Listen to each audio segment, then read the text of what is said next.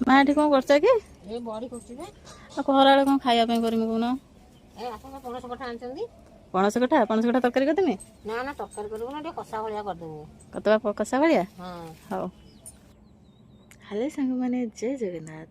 ଆଜି ମୁଁ ଭେଜିଟେରିଆନ୍ ମାନଙ୍କ ପାଇଁ ସ୍ପେଶାଲି ଏ ରେସିପିଟା ବନେଇଛି। ଭେଜିଟେରିଆନ୍ ମାନେ ଯେଉଁମାନେ ଅଛନ୍ତି ପ୍ଲିଜ୍ ସ୍ପେଶାଲି ଦେଖନ୍ତୁ। ଏଇଟା ଏଇ ସିଜନ୍ରେ ସମର୍ ସିଜନ୍ରେ ହିଁ ମିଳେ ଏଇ ପଣସ କଠା। ତାକୁ ନନ୍ ଭେଜିଟେରିଆନ୍ ମାନଙ୍କ ପାଇଁ ଚିକେନ୍, ଏଇଟା ଚିକେନ୍ର ହେଉଛି ଗୋଟେ ଅପୋଜିଟ୍। ଭେଜିଟେରିଆନ୍ ମାନଙ୍କ ପାଇଁ ମସ୍ତ ଲାଗିବ, ଥରେ ବନେଇ ଖାଆନ୍ତୁ। ଆଉ ମୁଁ ଯେଉଁ ଟାଇପ୍ର ବନାଉଛି ଆପଣମାନେ ସେମିତି ହିଁ ବନାନ୍ତୁ, ଦେଖିବେ ବହୁତ ଟେଷ୍ଟି ଲାଗିବ। ପ୍ରେସର୍ କୁକର୍ରେ ଟିକେ ବନେଇବେ। ପ୍ରେସର୍ କୁକର୍ରେ ବନେଇଲେ ପଣସଟା ଟିକେ ସିଝିଥିବ। ପ୍ରଥମେ ପଣସ କଟାକୁ କାଟିକି ଭାଜି ଦେଇଥିଲି, ଆଳୁ ବି ଟିକେ ଭାଜି ଦେଇଥିଲି ତା ସହ ହଳଦୀ ପକାଇକି।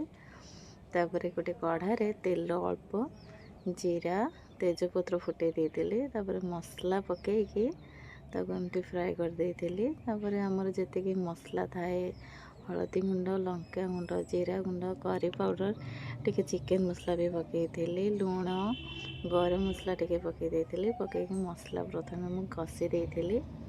ମସଲା କଷି ହେଇସାରିଲା ବା ଟିକେ ହାଲକା କଷି ଯାଇଥିବ, ତାପରେ ଟମାଟୋ ପକାଇ ଦେଇଥିଲି। ତାପରେ ଟମାଟୋ ପକାଇ ସାରିଲା ପରେ ମସଲା ଯେତେବେଳେ ଭଲକି କଷି ହେଇଯିବ, ତାପରେ ଆଳୁ ଆଉ ପଣସ କଠାକୁ ପକାଇ ଦେଇଥିଲି। ତାପରେ ହାଲକା ଟିକେ ପାଣି ଦେଇକି ତାକୁ ମୁଁ କଷିଲି, ଟିକେ ସମୟ କଷିଲି। ତାପରେ ଯେତେବେଳେ କଷି ହେଇଗଲା, ତାପରେ ଗୋଟେ ପ୍ରେସର୍ କୁକର୍କୁ ମୁଁ ଖୋଲି ଦେଇଥିଲି।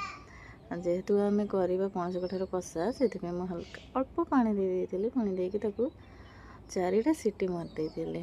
4ଟା ସିଟି ମାରିଦେଲା ପରେ ଦେଖନ୍ତୁ ପଣସ କଠା ରେଡ଼ି ହେଇଯାଇଛି କଷାଟା। ଦେଖନ୍ତୁ କେତେ ଟେଷ୍ଟି ଦେଖାଯାଉ, ବଢ଼ିଆ ସିଝିଥିଲା ମଧ୍ୟ।